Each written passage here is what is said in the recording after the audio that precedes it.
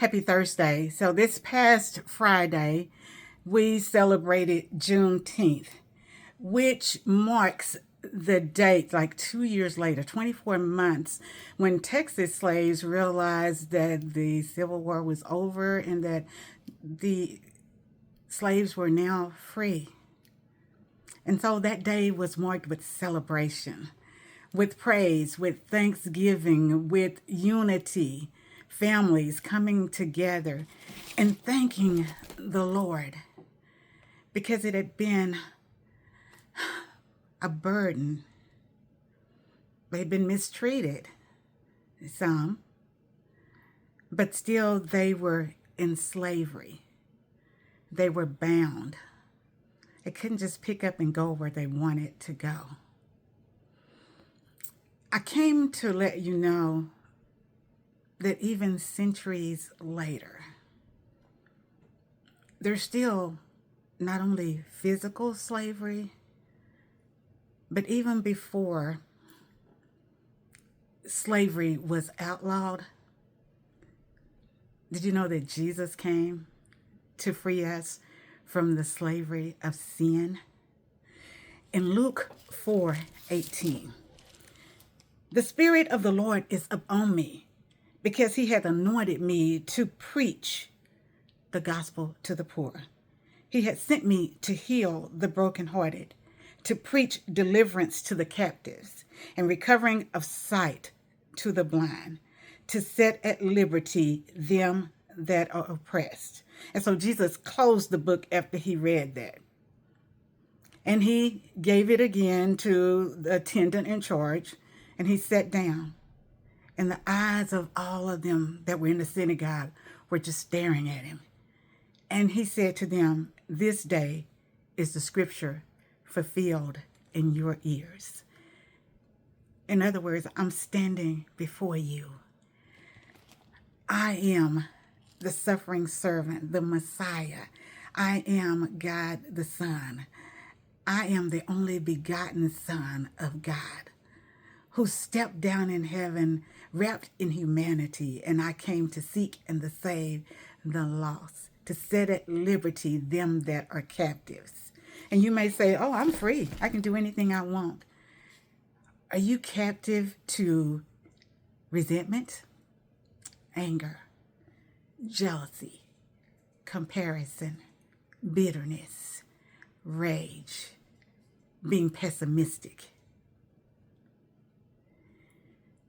If you cannot love the people that we see, and I didn't say like their ways, we can love our family, but sometimes we don't like them. We don't like the way they're acting. And sometimes they don't like the way we're acting.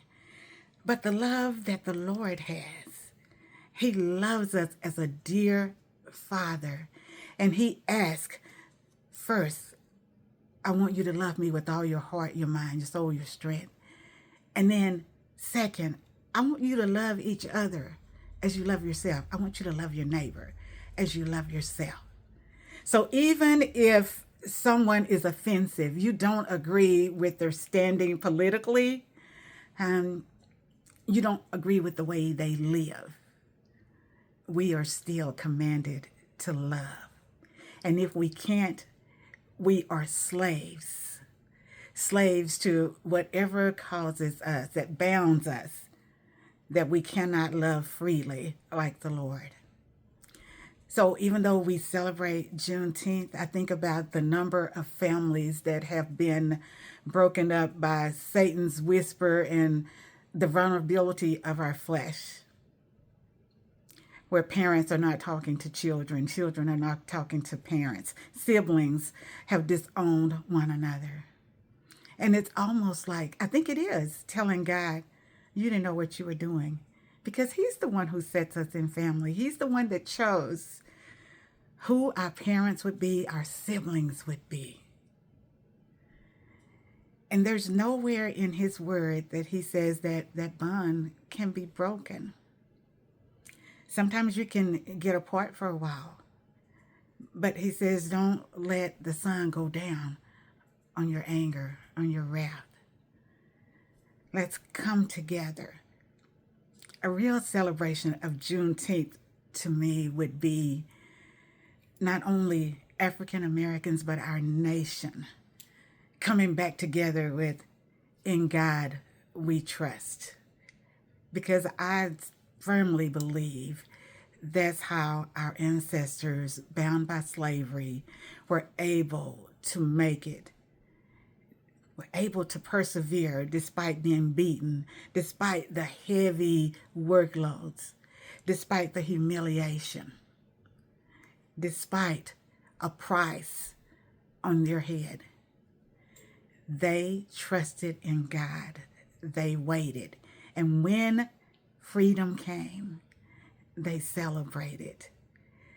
Not only a party atmosphere, but an atmosphere of thanksgiving, of humility, of unity.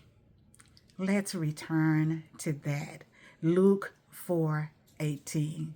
Jesus is the fulfillment. He is the New Testament who came to set at liberty us who are captive.